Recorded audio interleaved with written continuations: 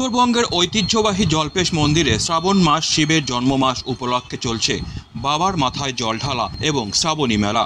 এই শ্রাবণী মেলা দ্বিতীয় সপ্তাহে পড়ল। এক মাস জুড়ে এই মেলা চলবে বলে জানান মন্দির কমিটির সম্পাদক গিরিন দেব। গতকাল রাত থেকেই পুণ্যার্থীদের ভিড় লক্ষ্য করা যায়। এদিন সকালে মন্দির চত্বরে ভিড় ছিল লক্ষ্য করার মতন। দূর দূরান্ত থেকে ভক্তরা এসে বাবার মাথায় জল ঢালে। পরবর্তীতে তারা নিয়ম ভঙ্গ করে প্রসাদ খেয়ে গন্তব্যস্থলে রওনা হয়। দ্বিতীয় দিন প্রথম দিনের তুলনায় যথেষ্ট ভিড় ছিল। মন্দির চত্বরে কোনো রকম অপ্রীতিকর ঘটনা যাতে না ঘটে এবং আশেপাশে হাইরোড এবং তিস্তা ব্রিজ সংলগ্ন এলাকায় ময়নাগুড়ি থানার পক্ষ থেকে প্রচুর পুলিশ মোতায়েন করা হয়েছিল।